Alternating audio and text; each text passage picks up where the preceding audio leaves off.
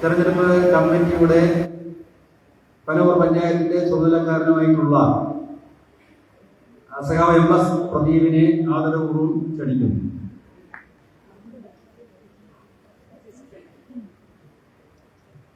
പ്രിയപ്പെട്ട സാറിനെ, ഞാൻ സ്വാതന്ത്ര്യം ആദ്യം തന്നെ സ്വാതന്ത്ര്യം കിടക്കുകയാണ്. ഉദ്ഘാടകൻ അടുത്തൊരു പരിപാടിയിൽ പങ്കെടുക്കേണ്ടതുണ്ട്. വേറൊരു പരിപാടി കൂടെ ഉണ്ട്. അതുകൊണ്ട് ഞാൻ കൂടുതൽ തെളിപ്പിക്കുന്നില്ല. ഈ ഇടതുപക്ഷ ജനാധിപത്യ മുന്നണിയുടെ പനവൂർ പഞ്ചായത്തിലെ കൺവെൻഷനാണ് നമ്മൾ നടക്കുന്നത്. കഴിഞ്ഞ കാലങ്ങളിൽ ഇടതുപക്ഷ ജനാധിപത്യ മുന്നണി പനവൂർ പഞ്ചായത്തിന്റെ ഭരണം ഈ മേഖലയിൽ ഏറ്റവും മികച്ചതായി നമ്മുടെ ഗ്രാമപഞ്ചായത്തിനെ മാറ്റിയെടുക്കുന്നതിൽ നിർണായക പങ്കുവഹിച്ച ഒരു 10 വർഷക്കാലം. ആ 10 വർഷക്കാലത്തിന്റെ തുടർച്ച എന്നോണം അതിന്റെ തുടർച്ചയ്ക്ക് വേണ്ടിയിട്ടുള്ള ഇടതുപക്ഷ ജനാധിപത്യം വേണ്ടി ഭരണം വീണ്ടും നമ്മുടെ ഗ്രാമപഞ്ചായത്തിലേക്ക് കൊണ്ടുവരാൻ വേണ്ടിയിട്ടുള്ളതും, അതുപോലെ തന്നെ ഇടതുപക്ഷ ജനാധിപത്യ മുന്നണി ഗവൺമെന്റ് കേരളത്തിൽ നടപ്പിലാക്കുന്ന വിവിധ വികസന ക്ഷേമ പദ്ധതികൾ തുടർന്നു കൊണ്ടുപോകുമ്പോൾ ഇടതുപക്ഷ ജനാധിപത്യ മുന്നണിയുടെ പ്രാദേശിക സർക്കാരുകൾ ഓരോ മേഖലയിലും വരുന്നതിന്റെ ആവശ്യകത എല്ലാ ജനങ്ങൾക്കും അറിവുള്ളതാണ്. ആ പ്രാദേശിക ഗവൺമെന്റുകൾ ഇവിടെ പ്രാദേശിക തലത്തിൽ നമ്മുടെ പനവൂർ പഞ്ചായത്തിൽ അടക്കം കൊണ്ടുവരാൻ വേണ്ടിയിട്ടുള്ള പ്രവർത്തനങ്ങൾക്ക് രൂപം കൊടുക്കാൻ വേണ്ടിയിട്ടാണ് നമ്മൾ ഈ പഞ്ചായത്ത് കൺവെൻഷൻ ചേരുന്നത്. ഈ പഞ്ചായത്ത് കൺവെൻഷനിൽ അധ്യക്ഷനായിരിക്കുന്ന CPIയുടെ നേതാവ്, LDF നേതാവ് സഖാവ് PS ജയകുമാറിനെ ഈ കൺവെൻഷന് വേണ്ടി പഞ്ചായത്ത് കമ്മിറ്റിക്ക് വേണ്ടി ആദരപൂർവ്വം സ്വാഗതം ചെയ്യുകയാണ്. ഈ കൺവെൻഷൻ ഉദ്ഘാടനം ചെയ്യുന്നത് നമ്മുടെ ഇടതുപക്ഷ ജനാധിപത്യ മുന്നണിയുടെ ഈ പ്രദേശത്തെ നെടുമങ്ങാട് ഏരിയയിലെ തന്നെ മുഴുവൻ കമ്മിറ്റികളുടെയും ചുമതലയുള്ള നമ്മുടെ സംസ്ഥാനത്തെ ഏറ്റവും പ്രധാനപ്പെട്ട ഒരു നേതാവും നമ്മുടെ കേരളത്തിലെ വിഷയങ്ങളും രാജ്യത്തൊട്ടാകെയുള്ള NDA ഗവൺമെന്റിനെതിരായിട്ടുള്ള ഒരു വികാരം നമ്മുടെ പാർലമെന്റിലടക്കം കൊണ്ടുവരാൻ വേണ്ടി കഠിന പ്രയത്നം ചെയ്യുന്ന നമ്മുടെ MP കൂടിയായ സഖാവ് AA റഹീം MPയെ ഈ ഉദ്ഘാടന സെഷനിലേക്ക് ഉദ്ഘാടന ചെയ്യുന്നതിലേക്കായി പഞ്ചായത്ത് കമ്മിറ്റിക്ക് വേണ്ടി ആദരപൂർവ്വം സ്വാഗതം ചെയ്യുകയാണ്. ഇവിടെ എത്തിച്ചേരുമെന്ന് പ്രതീക്ഷിക്കുന്ന കമ്മ്യൂണിസ്റ്റ് പാർട്ടി ഓഫ് ഇന്ത്യ മാർക്സിസ്റ്റിന്റെ ജില്ലാ സെക്രട്ടേറിയറ്റ് അംഗം സഖാവ് B സത്യൻ, അതുപോലെ കമ്മ്യൂണിസ്റ്റ് പാർട്ടിയുടെ സംസ്ഥാന കമ്മിറ്റി അംഗം സഖാവ് PS ഷൗക്കത്ത് ഇവിടെ എത്തിച്ചേർന്നിട്ടുണ്ട്. സഖാവിനെ ഈ സമ്മേളനത്തിലേക്ക് കൺവെൻഷനിലേക്ക് സ്വാഗതം ചെയ്യുകയാണ്. കമ്മ്യൂണിസ്റ്റ് പാർട്ടി ഓഫ് ഇന്ത്യ മാർക്സിസ്റ്റിന്റെ നെടുമങ്ങാട് ഏരിയ സെക്രട്ടറി സഖാവ് KP പ്രമോഷൻ ഇവിടെ നേരത്തെ എത്തിച്ചേർന്നു. സഖാവിനെ ഈ കൺവെൻഷനിലേക്ക് സ്വാഗതം ചെയ്യുകയാണ്. കമ്മ്യൂണിസ്റ്റ് പാർട്ടി ഓഫ് ഇന്ത്യ മാർക്സിസ്റ്റിന്റെ നേതാവ് ജില്ലാ കമ്മിറ്റി അംഗം സഖാവ് അഡ്വക്കേറ്റ് R ജയദേവൻ ഇവിടെ എത്തിച്ചേരും. സഖാവിനെ സ്വാഗതം ചെയ്യുകയാണ്. അതുപോലെ ഡോക്ടർ JS ഷിബുഖാൻ ജില്ലാ കമ്മിറ്റി അംഗം സഖാവ് എത്തിച്ചേരും. സഖാവിനെ സ്വാഗതം ചെയ്യുകയാണ്. നമ്മുടെ ഇവിടുത്തെ ചുമതലക്കാരൻ സഖാവ് മന്നൂർ രാജേന്ദ്ര സഖാവ് നേരത്തെ ഇവിടെ എത്തിച്ചേർന്ന സഖാവിനെ ഈ കൺവെൻഷന് വേണ്ടി സ്വാഗതം ചെയ്യുകയാണ്. നമ്മുടെ ചുമതലക്കാരനും സ്ഥാനാർത്ഥി കൂടിയായ സഖാവ് TS മൈലു നേരത്തെ എത്തിച്ചേർന്ന സഖാവിനെ സ്വാഗതം ചെയ്യുകയാണ്. അതുപോലെ പഞ്ചായത്ത് പ്രസിഡന്റ് സഖാവ് S മിനി ഇവിടെ എത്തിച്ചേർന്നിട്ടുണ്ട്. സഖാവിനെ സ്വാഗതം ചെയ്യുകയാണ്. അതുപോലെ PM Sunil panchayat vice president സഖാവിനെ സ്വാഗതം ചെയ്യുകയാണ്. CPMന്റെ പനവൂർ ലോക്കൽ കമ്മിറ്റി സെക്രട്ടറി സഖാവ് AG Jabar Khan, Attukal local committee സഖാവ് ശ്രീജു റിപ്പി എന്നിവരെ സ്വാഗതം ചെയ്യുകയാണ്. അതുപോലെ CPIയുടെ പനവൂർ ലോക്കൽ കമ്മിറ്റി സെക്രട്ടറി സഖാവ് ജ്യോതിഷ് കുമാർ, CPIയുടെ ആട്ടുകാൽ ലോക്കൽ കമ്മിറ്റി സെക്രട്ടറി സഖാവ് വിജോദ്, SN സജി അടക്കമുള്ള സഖാക്കളെ ഈ കൺവെൻഷനോട് സ്വാഗതം ചെയ്യുകയാണ്. കൂടാതെ ഇവിടെ എത്തിച്ചേർന്നിട്ടുള്ള സ്ഥാനാർത്ഥികളായിട്ടുള്ള മുഴുവൻ സഖാക്കളും അതുപോലെ നമ്മുടെ പൊതുജനങ്ങളായിട്ടുള്ള ഈ കൺവെൻഷൻ പങ്കെടുക്കാൻ LDFന്റെ വിജയത്തിന് വേണ്ടി പ്രവർത്തിക്കാൻ ഇവിടെ എത്തിച്ചേർന്നിട്ടുള്ള ഈ പഞ്ചായത്തിലെ വിവിധ പ്രദേശങ്ങളിൽ എത്തിച്ചേർന്നിട്ടുള്ള നാനാ മേഖലയിലുള്ള മുഴുവൻ സഖാക്കളെയും ഈ കൺവെൻഷന് വേണ്ടി ആദരപൂർവ്വം സ്വാഗതം ചെയ്തുകൊണ്ട് മുഴുവൻ സഖാക്കൾക്കും അഭിവാദ്യം അർപ്പിച്ചു അഭിവാദ്യങ്ങൾ.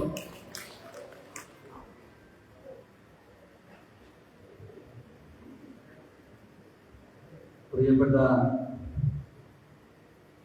ഇടതുപക്ഷ ജനാധിപത്യ മുന്നണിയുടെ പ്രവർത്തകരെ, നേതാക്കന്മാരെ,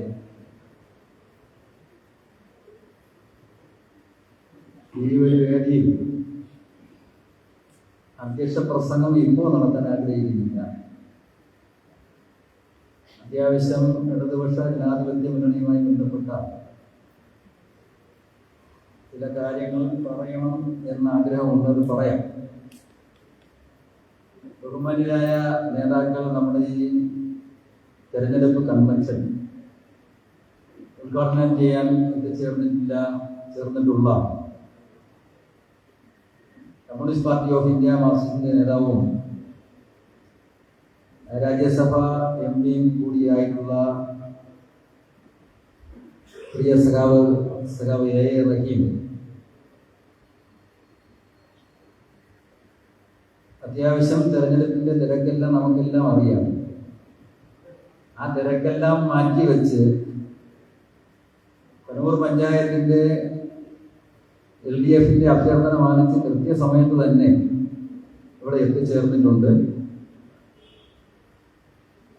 മുന്നണിയുടെ നേതാക്കളായിട്ടുള്ള നിരവധികളായ സഖാക്കൾ, KP പ്രമോഷ്, PA ഷൗക്കത്ത് അടക്കമുള്ള നമ്മുടെ സഖാക്കളെല്ലാം ഈ വേദിയിൽ സന്നിഹിതരായിട്ടുണ്ട്.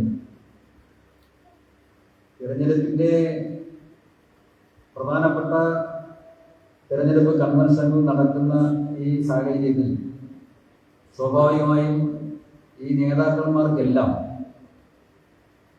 നമ്മളെ പോലെ തന്നെ ഇടതുപക്ഷ ജനാധിപത്യ മുന്നണിയുടെ പല ഘടകങ്ങളും തീരുമാനിക്കപ്പെട്ട കൺവെൻഷനുകളിലും കമ്മിറ്റികളിലും എത്തിച്ചേരേണ്ട സാഹചര്യത്തിൽ നമ്മൾ അത്യാവശ്യം അടിയന്തരമായി തീരുമാനിച്ച സമയത്ത് തന്നെ ഈ യോഗം ചേരുകയാണ്. നമ്മുടെ പഞ്ചായത്തിന്റെ വിവിധ പ്രദേശങ്ങളിൽ നിന്നും നമ്മുടെ സഖാക്കൾ, നിരവധികളായ സഖാക്കൾ എത്തിച്ചേരും എന്ന് നമ്മൾ പ്രതീക്ഷിക്കുന്നു. സ്വാഭാവികമായും നമ്മുടെ ഈ കൺവെൻഷൻ കൃത്യമായ സമയത്ത് അതിന്റെ ഉദ്ഘാടന സമ്മേളനം ആരംഭിക്കേണ്ടതായിട്ടുണ്ട്. അതുകൊണ്ട് തന്നെ ഞാൻ അതിന്റെ ഒരു അധ്യക്ഷ പ്രസംഗത്തിലേക്ക് പോകുന്നില്ല. സമയം കിട്ടിയാൽ അത്തരം കാര്യങ്ങളെ സംബന്ധിച്ച് വർത്തമാനം പറയാം. ഇപ്പോൾ ഈ കൺവെൻഷൻ ഉദ്ഘാടനം ചെയ്തതിനു വേണ്ടി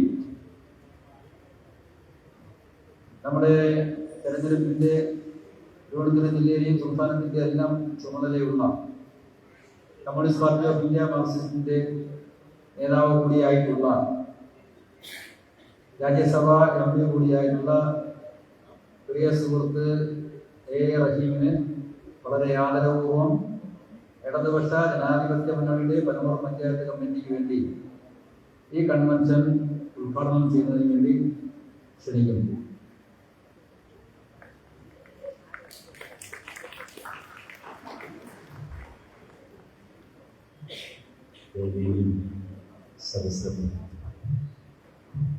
ഇടതുപക്ഷ ജനാധിപത്യ മുന്നണിയുടെ നേതാക്കളെ,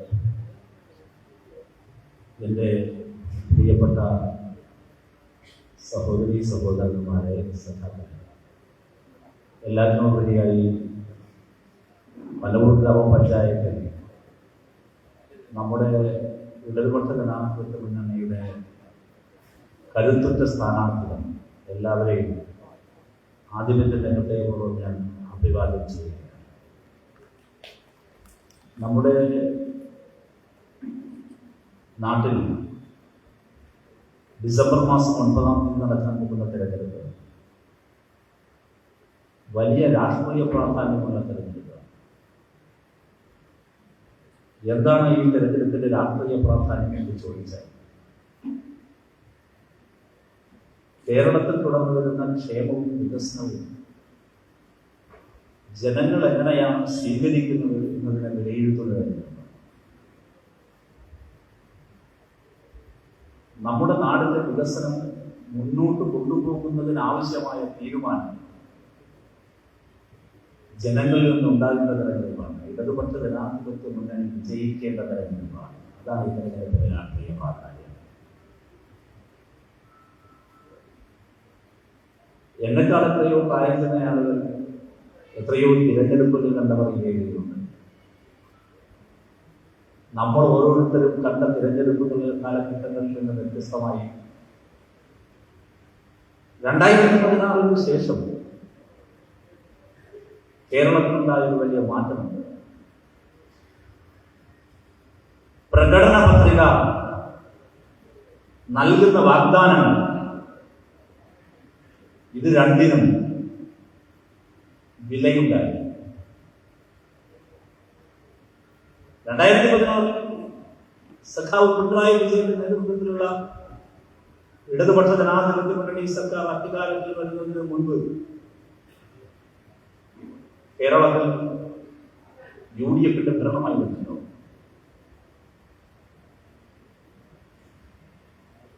പ്രകടന പദ്ധതിയിൽ പറയുന്ന ഉറപ്പുകൾ ആരെങ്കിലും പാലിച്ചിട്ടുണ്ടോ? പാലിക്കാൻ ശ്രമിച്ചിട്ടുണ്ടോ? കുറെ കാലങ്ങൾക്ക് മുമ്പ് പിന്നീട് ഗവർണറൊക്കെ ആയിപ്പോയ BJP-യുടെ നേതാവ് PS ശ്രീധരൻപിള്ള അന്ന് BJP-യുടെ സംസ്ഥാന പ്രസിഡന്റ് ആയിരിക്കുന്ന സമയത്ത് തിരുവനന്തപുരം പ്രസ് ക്ലബിലെ ഒരു വാർത്താ സമ്മേളനത്തിൽ പത്രക്കാർ BJP നാടിന് കൊടുത്ത ഉറപ്പുകൾ പാലിച്ചില്ലല്ലോ എന്ന് ചോദിക്കുകയുണ്ടായി. അതിന് മറുപടിയായി എന്ന് ശ്രീ PS ശ്രീധരൻപിള്ള പറഞ്ഞ മറുപടി ഉണ്ടാകും. പ്രകടന പത്രികയിൽ പറയുന്ന കാര്യങ്ങളൊക്കെ ഇലക്ഷൻ സമയത്ത് വെറുതെ പറയുന്ന കാര്യങ്ങളല്ലേ. ഇത് എന്റെ മറുപടിയല്ല, PS ശ്രീധരൻപിള്ളയുടെ മറുപടിയല്ല. തെരഞ്ഞെടുപ്പ് സമയമാകുമ്പോൾ വരുന്നു, ആളുകളെ തൊഴുന്നു, ജനങ്ങൾക്ക് പല ഉറപ്പുകൾ കൊടുക്കുന്നു, അത് പ്രകടന പത്രികയായി ഇറങ്ങും. നാടുകളിലെ പൈസ ചെലവാക്കി ആളുകളോടെല്ലാം പ്രസംഗിക്കുന്നു, ഞങ്ങൾ വന്നാൽ ഇത് ചെയ്യും, അത് ചെയ്യും, പേരെടുക്കും, പാലെടുക്കും, എന്നിട്ട് പോവുക, പോയിട്ട് ഒന്നും ചെയ്യാതിരിക്കുക. ഈ പറഞ്ഞ പ്രകടന പത്രിക പിന്നീട് ഭരിക്കുന്നവർ തന്നെ നോക്കാതിരിക്കുക, ജനങ്ങൾക്ക് പുല്ലുവില കൊടുക്കുക, ജനങ്ങളെ പറ്റിക്കുക. ഇതായിരുന്നു 2016 മുതൽ ഇതുവരെയുള്ള കാലഘട്ടത്തിൽ ഉണ്ടായിരിക്കുന്ന മൗലികമായ മാറ്റം. പറഞ്ഞ ഓരോ കാര്യങ്ങളും ചെയ്യുകയും ആ ചെയ്ത കാര്യങ്ങളെ വെച്ച് പ്രോഗ്രസ് റിപ്പോർട്ട് ജനങ്ങളുടെ മുമ്പിൽ അവതരിപ്പിക്കുകയും ചെയ്യുന്നു. 2021 ഇടതുപക്ഷ ജനാധിപത്യ മുന്നണി മത്സരിക്കുന്ന സമയത്ത് ജനങ്ങൾക്ക് കൊടുത്തിരുന്ന ഉറപ്പായിരുന്നു സ്ത്രീകൾക്ക് പെൻഷൻ ഏർപ്പെടുത്തും, സാമൂഹ്യ സുരക്ഷാ പെൻഷൻ വർദ്ധിപ്പിക്കും. നിങ്ങൾ നോക്കൂ എന്റെ പ്രിയപ്പെട്ടവരെ, പറഞ്ഞ ഓരോ കാര്യങ്ങളും നടപ്പിലാക്കി. UDF-ന്റെ ഭരണകാലത്ത് പറഞ്ഞ കാര്യങ്ങൾ നടന്നിരുന്നു. 2016 നമ്മൾ അധികാരത്തിൽ വരുമ്പോൾ ജനങ്ങളോട് പറഞ്ഞ എല്ലാ കാര്യങ്ങളും നടപ്പിലാക്കി. 2021 എത്തിയപ്പോഴേക്കും ജനങ്ങൾ കഴിഞ്ഞ തദ്ദേശ സ്വയംഭരണ സ്ഥാപനങ്ങളിലേക്ക് നടന്ന തിരഞ്ഞെടുപ്പിലും നിയമസഭാ തെരഞ്ഞെടുപ്പിലും പിന്നാലെ വന്ന നിയമസഭാ തെരഞ്ഞെടുപ്പിലും വാക്ക് പാലിച്ച LDF-ന് വീണ്ടും വോട്ട് ചെയ്തു. അങ്ങനെയാണ് 2021 തുടർ ഭരണം വരുന്നത്. 2021 പനമ്പൂരിലും ഭരണ തുടർച്ചയുണ്ടാകുന്നത്. നെടുമങ്ങാട് ബ്ലോക്കിൽ, തിരുവനന്തപുരം ജില്ലാ പഞ്ചായത്തിൽ ഒക്കെ വലിയ ഭരണ തുടർച്ചയും മുന്നേറ്റവും ഉണ്ടാകുന്നത് ഈ പശ്ചാത്തലത്തിലാണ്. പറഞ്ഞ വാക്കുകൾ പാലിക്കുന്നവർക്ക് ജനം വീണ്ടും വോട്ട് കൊടുക്കുന്നതാണ്. ഇടതുപക്ഷ ജനാധിപത്യ മുന്നണിയുടെ പ്രവർത്തകരായ നിങ്ങൾ ഓരോരുത്തരോടും എനിക്ക് അഭ്യർത്ഥിക്കാനുള്ളത്, ജനങ്ങളുടെ അരികിലേക്ക് പോവുക. നമ്മൾ നിങ്ങൾക്ക് നൽകിയിരുന്ന മുഴുവൻ ഉറപ്പുകളും പാലിച്ച കാര്യം അവരെ വീണ്ടും വീണ്ടും വീണ്ടും ഓർമ്മപ്പെടുത്തുക. ജനം നമുക്കല്ലാതെ പിന്നെ ആ കൊട്ടി എന്തൊക്കെയായിരുന്നു കൊടുത്ത ഉറപ്പ്, എന്തൊക്കെയാണ് നടപ്പിലാക്കിയത്? സാമൂഹ്യ സുരക്ഷാ പെൻഷൻ നമ്മുടെ നാട്ടിലെ സാധാരണക്കാരായ മനുഷ്യരുടെ ആശ്രയമാണ്. പെൻഷൻ വർദ്ധിപ്പിക്കും എന്ന് പ്രഖ്യാപിച്ചു. നമ്മൾ വർദ്ധിപ്പിച്ചു. വരാൻ പോകുന്ന 20-ാം തീയതി മുതൽ പെൻഷൻ വിതരണം നടക്കാൻ പോവുകയാണ്. 20-ാം തീയതി മുതൽ വിതരണം ചെയ്യാൻ പോകുന്ന 3600 രൂപ ജനങ്ങളുടെ കൈകളിലേക്ക് എത്തുമ്പോൾ കുടിശ്ശിക പൂർണ്ണമായി അവസാനിപ്പിച്ച് വർധനവോടുകൂടി ജനങ്ങളുടെ കൈകളിൽ പെൻഷൻ കൊടുക്കുന്ന സർക്കാരായി കേരളത്തിലെ ഇടതുപക്ഷ ജനാധിപത്യ മുന്നണി സർക്കാർ മാറുകയാണ്. 2019 തെരഞ്ഞെടുപ്പ് ലോക്സഭാ തെരഞ്ഞെടുപ്പ് നടക്കുമ്പോൾ നമ്മുടെ LDF പ്രവർത്തകർക്കെല്ലാം ചെല്ലാനും പോകാനും പ്രശ്നമുണ്ടായിരുന്നു. എന്താ കാര്യം? പെൻഷൻ ഇല്ലേ, കുടിശ്ശിക.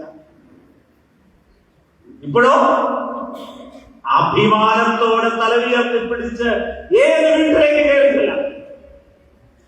ഇരുന്നോ? കഴിഞ്ഞ തെരഞ്ഞെടുപ്പ് പ്രകടന പത്രികയിൽ നമ്മൾ പ്രഖ്യാപിച്ചു വീട്ടമ്മമാർക്ക് പെൻഷൻ കൊടുക്കും. കോൺഗ്രസിനെ കളിയാക്കി വീട്ടമ്മമാർക്ക് പെൻഷൻ. നന്നായി. എങ്ങനെ കൊടുക്കാനാ? ഇന്ത്യയിൽ ആദ്യമായി കേരളത്തിൽ നമ്മുടെ സർക്കാർ, ജനങ്ങളുടെ സർക്കാർ തീരുമാനമെടുത്തു. വീട്ടമ്മമാർക്ക് പെൻഷൻ 35-നും 60 വയസ്സിനും ഇടയിലുള്ള മഞ്ഞ പിങ്ക് കാർഡുകളുടെ ഉടമകളായ മറ്റൊരു ക്ഷേമ പെൻഷനും ലഭിക്കാത്തവർക്ക് പെൻഷൻ, പുതിയ പെൻഷൻ, സ്ത്രീ സുരക്ഷാ പെൻഷൻ എത്ര രൂപയാണ്? 1000 രൂപ പെൻഷൻ. 1980-ൽ ക്ഷേമ പെൻഷൻ ആരംഭിച്ചത് എത്ര രൂപയ്ക്കാണ്? 45 രൂപ. ആരാ ആരംഭിച്ചത്? നയനാർ, നമ്മുടെ നയനാർ, സഖാവ് നയനാർ ആരംഭിച്ചതാണ് ക്ഷേമ പെൻഷൻ 80-ൽ. അത് 45. ആ പെൻഷൻ പിന്നീട് എത്ര കണ്ടുകൂടി? അങ്ങനെയാണെങ്കിൽ ഇപ്പോൾ സ്ത്രീ സുരക്ഷാ പെൻഷൻ തുടങ്ങിയത് 1000-ലാണ്.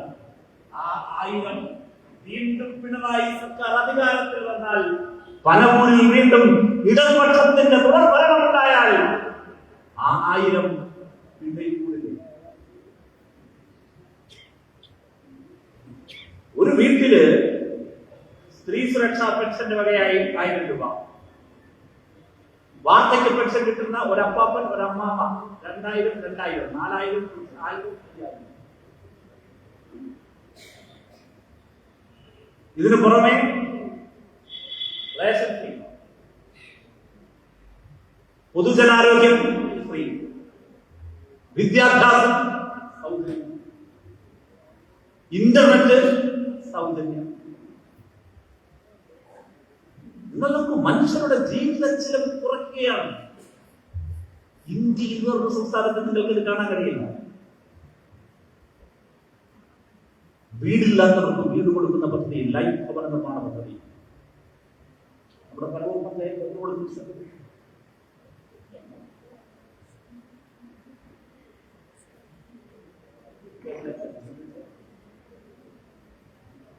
350 വീടുകളുടെയാണ് എഗ്രിമെന്റ് പൂർത്തിയായത്. കഴിഞ്ഞ തവണ കൊടുത്തത് 294 വീടാണ്. ആ വീട്ടിൽ നിന്നാണ് അവർ കോഴിക്കോട്ടിലേക്ക് പോകാൻ പോകുന്നത്. ഡിസംബർ മാസം 9-ാം തീയതി എഗ്രിമെന്റ് വെച്ചവർക്ക് വീട് കിട്ടുമെന്ന സ്വപ്നവുമായി, ഇതാ ഉറച്ച സ്വപ്നവുമായി അവർക്ക് പോകാൻ കഴിയുന്നു. പട്ടയ പ്രശ്നം പരിഹരിച്ചു, ഭൂമിയുടെ ഉടമകളാക്കി മാറ്റി മനുഷ്യർ. ചെറുപ്പക്കാർ, അവർക്ക് മക്കളില്ലേ, ആ മക്കൾക്ക് പെൻഷൻ. ചെറുപ്പക്കാരികൾ ആദ്യം അപേക്ഷ കൊടുക്കുന്ന 5 ലക്ഷം പേർക്ക് പെൻഷൻ. പെൻഷനല്ല, സ്കോളർഷിപ്പ്, കണക്ട് വർക്ക് സ്കോളർഷിപ്പ് 1000 രൂപ. ആദ്യം അപേക്ഷ കൊടുക്കുന്നത് വീട്ടമ്മമാരുടെ പെൻഷന്റെ അപേക്ഷ കൊടുക്കേണ്ട സമയം ആരംഭിച്ചു. LDF-ന്റെ പ്രവർത്തകർ ഓരോ വീട്ടിലും പോകണം. വീട്ടിൽ പോയി ഈ ആളുകളെ കാണണം, അവരെ അപേക്ഷ കൊടുക്കാൻ സഹായിക്കണം. ക്ഷേമ പെൻഷൻ വർദ്ധിച്ച കാര്യം മാത്രമല്ല, വീട്ടമ്മമാരുടെ പെൻഷൻ അപേക്ഷ കൊടുക്കേണ്ട സമയമാണ്. അപേക്ഷ സ്വീകരിക്കേണ്ട ഉദ്യോഗസ്ഥൻ പഞ്ചായത്ത് സെക്രട്ടറിയാണ്. ഈ ആളുകളെ കാണണം, അപേക്ഷ കൊടുക്കാൻ അവർക്ക് വേണ്ട സഹായം ആവശ്യപ്പെടുന്നവർക്ക് ചെയ്തു കൊടുക്കണം. അവരെ പെൻഷൻ പദ്ധതിയുടെ ഭാഗമായി കൊണ്ടുവരണം. പാവപ്പെട്ട മനുഷ്യരുടെ താങ്ങായി, തണലായി, സ്നേഹമായി, കരുതലായി ഇടതുപക്ഷ ജനാധിപത്യ മുന്നണിയുടെ പ്രവർത്തകർ, സഖാക്കൾ ഓരോരുത്തരും. പ്രിയപ്പെട്ടവരെ, 2ാം പിണറായി വിജയന്റെ സർക്കാർ അധികാരം ഏറ്റെടുക്കുന്നത് കേരളത്തിലൊരു ചരിത്ര നിമിഷമായിരുന്നു സഭാപനത്തിൽ. അതിനു മുമ്പ് അതിന് സമാനമായ ഒരു ചരിത്ര നിമിഷം ഉണ്ടായിരുന്നത് 1957 ഏപ്രിൽ മാസം 5-ാം തീയതിയായിരുന്നു. EMS അധികാരം ഏറ്റെടുത്ത ദിവസമായിരുന്നു. EMS അധികാരം ഏറ്റെടുത്തത് കേരളത്തിന്റെ ചരിത്രത്തിലെ ആദ്യത്തെ കമ്മ്യൂണിസ്റ്റ് ഗവൺമെന്റ് അധികാരത്തിൽ വന്ന ചരിത്രമാണെങ്കിൽ 2021 സെൻട്രൽ സ്റ്റേഡിയത്തിൽ ഞാനും നിങ്ങളും സാക്ഷ്യം വഹിച്ച ആ ചരിത്ര മുഹൂർത്തം കമ്മ്യൂണിസ്റ്റ് പാർട്ടി ചരിത്രത്തിൽ ആദ്യമായി തുടർ ഭരണത്തിൽ വരുന്നതായിരുന്നു. അതായിരുന്നു 2021 സാധ്യമായത്. ആ സത്യപ്രതിജ്ഞാ ചടങ്ങ് കഴിഞ്ഞു അവിടെ നിന്നും ക്യാബിനറ്റ് യോഗം ചേരാൻ റൂമിലേക്ക് പോയി. ആദ്യത്തെ മന്ത്രിസഭാ യോഗത്തിലെടുത്ത 2 തീരുമാനങ്ങൾ എന്തായിരുന്നു? ഇതാരുടെ സർക്കാർ എന്ന് നിർവചിക്കുന്ന തീരുമാനമാണത്. തുടർ ഭരണത്തിൽ അധികാരമേൽപ്പിച്ച സാധാരണക്കാരായ ജനങ്ങളുടെ സർക്കാരാണോ ഇത് അല്ലയോ എന്ന് പരിശോധിക്കാൻ. പണ്ട് മഹാത്മാഗാന്ധി ഒരിക്കൽ പറഞ്ഞിട്ടുണ്ട്, നിങ്ങളൊരു അധികാര സ്ഥാനത്തെത്തിയാൽ നിങ്ങളൊരു തീരുമാനമെടുക്കുന്നതിന് മുൻപ് നിങ്ങളുടെ മനസ്സിൽ നിങ്ങളുടെ രാജ്യത്തെ, നിങ്ങളുടെ നാട്ടിലെ, പഞ്ചായത്താണെങ്കിൽ നിങ്ങളുടെ പഞ്ചായത്തിലെ ഏറ്റവും ദരിദ്രനായ മനുഷ്യന്റെ മുഖം നിങ്ങളുടെ മനസ്സിലാക്കണം. ഏറ്റവും ദരിദ്രനായ മനുഷ്യൻ. നിങ്ങൾ എടുക്കാൻ പോകുന്ന ഈ തീരുമാനം ആ ദരിദ്രനായ മനുഷ്യന്റെ ജീവിതത്തിൽ എങ്ങനെയാണ് സ്വാധീനം ചെലുത്തുന്നത് ചിന്തിച്ചുകൊണ്ട് വേണം നിങ്ങൾ ആ തീരുമാനമെടുക്കാൻ. ആദ്യമായി തുടർഭരണം കിട്ടിയ പിണറായി വിജയൻ സർക്കാർ, ഇടതുപക്ഷ സർക്കാർ, ആദ്യ ക്യാബിനറ്റ് യോഗം ചേർന്നെടുത്ത ഒന്നാമത്തെ തീരുമാനം എന്തെന്നറിയാം? കേരളത്തിൽ നിന്ന് അതിദാരിദ്ര്യം തുടച്ചു നിൽക്കണം. Extreme poverty eradication. അതിദാരിദ്ര്യം. എന്താ അതിദാരിദ്ര്യം? അതുപോലെ ഏഷ്യാനെറ്റ് വലിയ കൺഫ്യൂഷൻ ഉണ്ടാക്കിയ കാര്യമാണ്. ദാരിദ്ര്യം മാറിയോ? ദാരിദ്ര്യം മാറ്റിയെന്ന് ആര് പറഞ്ഞു? ദാരിദ്ര്യം മാറ്റാൻ ആരും തീരുമാനിച്ചു? എന്തായിരുന്നു തീരുമാനം? അതിദാരിദ്ര്യം. എന്താണ് ദാരിദ്ര്യം? ഞാൻ ഈ കേരളത്തിന് പുറത്ത് ഒരുപാട് യാത്ര ചെയ്യാൻ ഭാഗ്യമാണ്. ദൈവജ്യോതിയുടെ അഖിലേന്ത്യാ പ്രസിഡന്റായും രാജ്യസഭ എം പി. എന്താ രാജ്യത്തിന് കേരളത്തിന് പുറത്ത് പോയാൽ കാണുന്ന കാഴ്ച? നമ്മൾ എവിടെയെങ്കിലും ട്രാഫിക് ബ്ലോക്കിൽ വണ്ടി കൊണ്ട് നിൽക്കുമ്പോൾ വണ്ടിയുടെ ഗ്ലാസ് തട്ടും.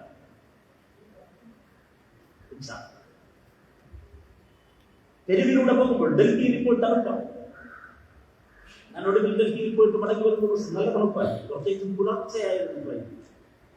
പുലർച്ചെ എയർപോർട്ടിലേക്ക് പോകുമ്പോൾ കാണുന്ന കാഴ്ച ഡിവൈഡർ. വാഹനങ്ങളുടെ നടുക്ക് ഡിവൈഡർ. ഞങ്ങൾക്ക് കാറിനകത്തിരിക്കുമ്പോഴും കോട്ടിട്ട് നന്നായി ഇരുന്നില്ല എങ്കിൽ കാറിനകത്ത് പോലും തണുപ്പിടിക്കും. രാത്രി വീട്ടിനുള്ളിൽ കിടക്കുമ്പോൾ പോലും ഹീറ്റർ ഓൺ ചെയ്തിട്ടാലും ഫോട്ടോ സെറ്ററോ എന്തെങ്കിലും വിട്ടിട്ട് കിടന്നില്ല എങ്കിൽ പിറ്റേ ദിവസം ഇൻഫെക്ഷൻ ആവും. തെരുവിൽ മനുഷ്യർ, മഞ്ഞുപിടിക്കുന്ന വഴിയിൽ തെരുവിൽ കിടക്കുന്ന മനുഷ്യർ, അവരത്രേ അതിദരിദ്ര. റെയിൽവേ ട്രാക്കിന്റെ സൈഡിൽ അലഞ്ഞിരിക്കുന്ന മനുഷ്യർ, അവരാണ് അതിദരിദ്ര. 2021 അധികാരം ഏറ്റെടുത്തപ്പോൾ പിണറായി വിജയന്റെ സർക്കാർ ആദ്യം ചെയ്തത് കേരളത്തിൽ അതിദരിദ്രരുണ്ടോ? പണ്ടൊക്കെ നമ്മുടെ നാട്ടിൽ വീടടയ്ക്കുന്നതിന് മുമ്പ് തറവാട്ടിൽ നിന്ന് പുറത്തിറക്കിറങ്ങി വിളിച്ചു ചോദിക്കും. എന്താ ചോദിക്കുന്നത്? അത്താഴ പട്ടിണിക്കാരുണ്ടോ, അത്താഴ പട്ടിണിക്കാരുണ്ടോ എന്ന് ചോദിക്കാറുണ്ടല്ലേ? അത്താഴ പട്ടിണിക്കാരുണ്ടോ? ആരുണ്ടാവില്ല. പക്ഷെ എല്ലാ ദിവസവും ചോദിക്കും. ആരെങ്കിലും ഉണ്ടെങ്കിലോ, ആരെങ്കിലും ഉണ്ടെങ്കിലോ വീട്ടിലൊരൽപ്പം മാറ്റി വെച്ചിരിക്കും. അവർക്ക് കൊടുക്കണം. ആരെങ്കിലും ഉണ്ടെങ്കിൽ അവർക്ക്. ഇസ്ലാമിന്റെ ചരിത്രത്തിൽ ഉമർ ബിൻ ഖത്താബ് റളിയല്ലാഹു അൻഹുവിന്റെ ഖലീഫയായിരുന്ന സമയത്ത് പോകുന്നുണ്ട്. വേഷപ്രച്ഛന്നനായി സാധാരണക്കാരായ മനുഷ്യരുടെ ഇടയിലേക്ക്, നാടിലേക്ക്, ഗ്രാമങ്ങളിലേക്ക്. എന്തിനാണ്? പട്ടിണിക്കാരുണ്ടോ, ദരിദ്രരുണ്ടോ എന്നറിയാൻ. നിങ്ങൾ നോക്കൂ, ചരിത്രത്തിൽ തെരഞ്ഞെടുപ്പിന്റെ പിണറായി വിജയന്റെ സർക്കാർ ചെയ്തത് പട്ടിണിക്കാരുണ്ടോ, അതിഥിയുണ്ടോ, മനുഷ്യരുടെ അങ്ങനെ കാര്യങ്ങൾ ഈ നാട്ടിൽ നിവർത്തിയില്ലാത്തവർ, അലഞ്ഞിരിക്കുന്നവർ, ഒരു നേരത്തെ ഭക്ഷണത്തിന് പോലും വകയില്ലാത്തവർ, അതാണ് അതിദരിദ്രം. അവരുണ്ടോ? അങ്ങനെ ആരും കാണില്ല. പക്ഷെ പിണറായി സർക്കാർ പറഞ്ഞു, ഇടതുപക്ഷ സർക്കാർ പറഞ്ഞു, നോക്കണം, എണ്ണമെടുക്കണം, എണ്ണമെടുത്തു. 60,000-ലധികം മനുഷ്യർ അങ്ങനെയുള്ളവർ നമ്മുടെ സഹോദരങ്ങളുടെ ഉണ്ടായിരുന്നു. എണ്ണമെടുക്കാതിരുന്നെങ്കിലോ? ആ ദുർബലരായ മനുഷ്യരെ, 60,000-ലധികം മനുഷ്യരെ ഉള്ളിലോട്ട് കണ്ടെത്തി. ആ മുഴുവൻ പേരുടെയും ഉത്തരവാദിത്വം ആ മനുഷ്യരുടെ അതിദാരിദ്ര്യ അവസ്ഥയെ മാറ്റി ഇക്കഴിഞ്ഞ നവംബർ മാസം 1 മലയാളത്തിന്റെ മഹാനടൻ മമ്മൂട്ടിയുടെ സാന്നിധ്യത്തിൽ കേരളത്തിന്റെ പ്രിയങ്കരനായ മുഖ്യമന്ത്രി സഖാവ് പിണറായി വിജയൻ ലോകത്തെ നോക്കി വിളിച്ചു പറഞ്ഞു, ഞങ്ങളുടെ നാട് കേരളം ഇതാ അതിദാരിദ്ര്യം നിർമ്മാർജ്ജനം ചെയ്ത ഇന്ത്യയിലെ ആദ്യത്തെ സംസ്ഥാനമാണെന്ന് ലോകത്തെ നോക്കി വിളിച്ചു പറഞ്ഞു. ഇന്ത്യയിലെ ആദ്യത്തെ എന്ന് പറയുമ്പോൾ ലോകത്ത് വേറെ ഉണ്ടോ? ലോകത്തങ്ങനെ ഒരു രാജ്യം. ഞാൻ കുറച്ച് നാൾ മുമ്പ് നമ്മുടെ ഏറെക്കാലം പിടിച്ച UK, ഈ കഴിഞ്ഞ കാലത്ത് ഇന്ത്യ ആയതിനു ശേഷം UK പോകാൻ ഒരു അവസരം കിട്ടി. ബ്രിട്ടനിൽ ഞാൻ UK പോകുമ്പോൾ UK തെരുവിലൂടെ നടന്നു പോകുമ്പോൾ തെരുവിൽ നമ്മളെ തട്ടി വിളിക്കും, എന്താ ഇത് ഭിക്ഷ വിളിച്ച് തെരുവിൽ കിടക്കും. ആലോചിക്കാൻ പറ്റും, തെരുവിൽ കിടക്കുന്ന മനുഷ്യർ. നിങ്ങൾ മലപ്പുറത്ത് നിന്ന് തിരുവനന്തപുരത്തേക്ക് പോകുമ്പോൾ തെരുവിൽ നിന്ന് മനുഷ്യരുണ്ടോ? നിങ്ങളുടെ മനുഷ്യരുണ്ടോ? UK-യിൽ പോയപ്പോൾ ഞാൻ കണ്ടിട്ടുണ്ട്. പാർലമെന്റിൽ MP എന്ന നിലയിൽ യുണൈറ്റഡ് നാഷന്റെ പരിപാടിയിൽ പങ്കെടുക്കാൻ, ഐക്യരാഷ്ട്രസഭ നടത്തിയ പരിപാടിയിൽ പങ്കെടുക്കാൻ, ഒരു അക്കാദമിയിൽ പരിപാടിയിൽ പങ്കെടുക്കുന്നതിന് വേണ്ടി ജർമ്മനിയിൽ പോയി. ജർമ്മൻ എന്ന മഹാനഗരത്തിൽ, ജർമ്മനിയിൽ സിറ്റികളിൽ, തിരക്കേറിയ തെരുവുകളിൽ അലയുന്ന മനുഷ്യരെ കാണാൻ കഴിയും, കൈനീട്ടി യാചിക്കുന്ന മനുഷ്യരെ കാണാൻ കഴിയും.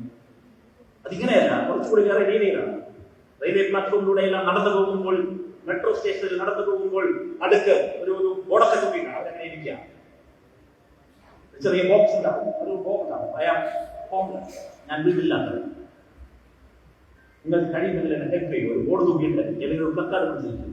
എന്തൊക്കെ മനുഷ്യരാണ്. ദണ്ഡലിന്റെ ജർമ്മനി വർഷനാണ്. ലോകത്ത് അതിദാരിദ്ര്യം തുടച്ചു നീക്കിയ വേറൊരു സ്ഥലമേ ഉള്ളൂ. ഏതെന്ന് പറയാമോ? ചൈന. ചൈനയിൽ അതിദാരിദ്ര്യമില്ല. ചൈനയ്ക്ക് ശേഷം ഇന്ത്യയിൽ ലോകത്തിൽ ആദ്യമായി മറ്റൊരു ഭൂപ്രദേശം മാത്രമാണ് അതിദാരിദ്ര്യം തുടച്ചു നീക്കിയ ഇന്ത്യൻ സംസ്ഥാനം. ഒരു ഭൂപ്രദേശം, ആ സംസ്ഥാനത്തിന്റെ പേര് കേരള.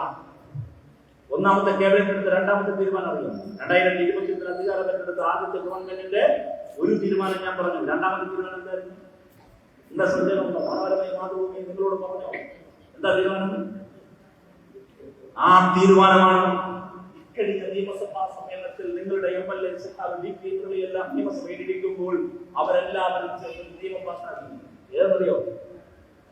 ഏക കിടപ്പാട സംരക്ഷണ നിയമം.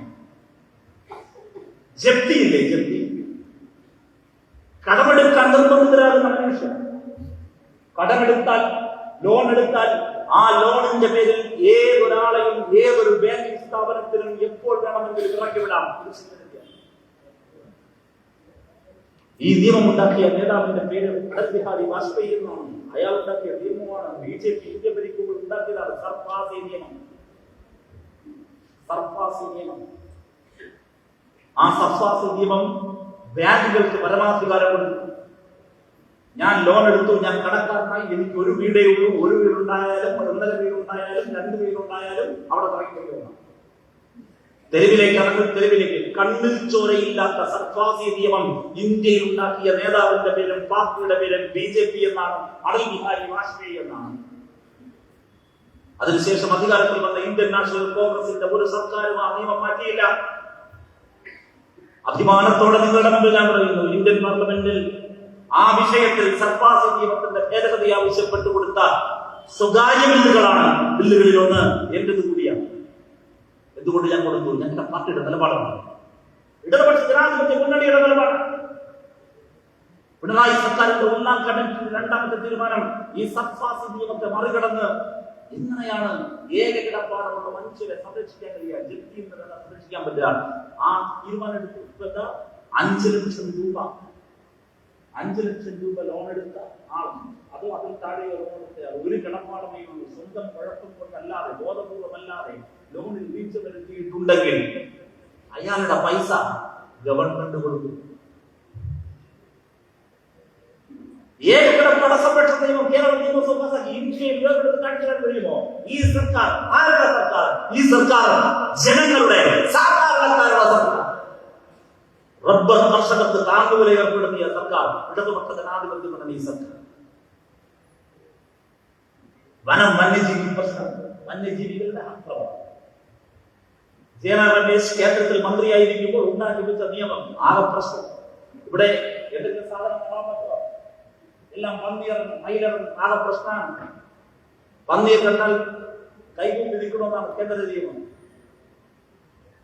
പന്നി കുത്തിയാൽ പന്നി എടുത്ത് വേണമെങ്കിൽ പന്നിക്ക് എന്തെങ്കിലും കൊമ്പിന് പ്രശ്നമുണ്ടെങ്കിൽ പന്നിക്ക് മുഖത്ത് പ്രശ്നമുണ്ടെങ്കിൽ പന്നി എടുത്ത് ആശുപത്രി കൊണ്ടുപോകണം. പന്നിയെ തൊടാൻ പാടില്ല. കേന്ദ്ര നിയമം ആരുണ്ടാക്കിയ നിയമം? കോൺഗ്രസ് ഉണ്ടാക്കിയത്. അപ്പോഴാണ് സഖാവ് പിണറായി വിജയൻ കേരളത്തിന്റെ മുഖ്യമന്ത്രി വന്നു. അപ്പൊ ഇടയ്ക്ക് വന്നു കൃഷ്ണായി പറഞ്ഞു പന്നിയെ കൊല്ലണമെങ്കിൽ മുൻകൂർ അനുമതി വേണം. പന്നി മുൻകൂർ അനുമതി വേണം. ഈ മുൻകൂർ അനുമതി വാങ്ങി കൊന്നാല് പെട്രോൾ ഒഴിച്ച് കത്തിച്ചു കളയും. അപ്പോഴാണ് സഖാവ് പിണറായി വിജയൻ പറഞ്ഞത് അതിനെ കൊന്നാൽ മണ്ണെണ്ണ ഒഴിച്ച് സംസ്കരിക്കണോ, പെട്രോൾ ഒഴിച്ച് സംസ്കരിക്കണോ, വെളിച്ചെണ്ണ ഒഴിച്ച് സംസ്കരിക്കണോ എന്ന് നോക്കാൻ വേണ്ടി ഒരു ഉദ്യോഗസ്ഥനും അങ്ങോട്ട് പോകേണ്ടതില്ല. ജനങ്ങളുടെ ശബ്ദമാണ് കേരളത്തിന്റെ മുഖ്യമന്ത്രി, കേരളത്തിലെ ഗവൺമെന്റ്. നിങ്ങൾ നോക്കൂ, കേരളത്തിലെ റേഷൻ സംവിധാനം, കേരളത്തിന്റെ സിവിൽ സപ്ലൈ, കേരളത്തിന്റെ വ്യവസായ മേഖല, കേരളത്തിന്റെ ടൂറിസം. നമ്മുടെ നാട്ടിൽ പൊട്ടിക്കുളഞ്ഞു കിടക്കുന്ന ഒരു പ്രധാനപ്പെട്ട റോഡ് കാട്ടുതരാണ്. ഇതൊരു വേഗതയാണ്. തൊട്ടപ്പുറത്ത് വാമപുരം മണ്ഡലത്തിൽ വെഞ്ഞാറമൂട് മേൽപ്പാലം, നെടുമങ്ങാട് മണ്ഡലത്തിൽ കരകുളത്ത് തിരുവനന്തപുരം ജില്ലയിലെ ഏറ്റവും വലിയ മേൽപ്പാലം തീരുന്നില്ല. തിരുവനന്തപുരം നഗരത്തിൽ മെട്രോ മാറുകയാണ്. എന്തൊക്കെ മാറുന്നു? ഭൂമിയുടെ വില മാറുന്നു, വികസനം എത്തുന്നു. ഇന്ന് നിങ്ങളുടെ ഭൂമിക്കുള്ളതിന്റെ 10 മടങ്ങ് വില ഇതാ നിങ്ങളുടെ കൈകളിലേക്ക് വരാൻ പോകുന്നു. അതിനാണ് ഈ വികസനം. നമ്മുടെ നാട് മൊത്തത്തിൽ മാറുകയാണ്. തൊഴിലവസരങ്ങൾ ഉണ്ടാകുന്നു. സമഗ്ര മേഖലയിലും വലിയ മാറ്റം. നോക്കൂ, വിദ്യാഭ്യാസ മേഖല,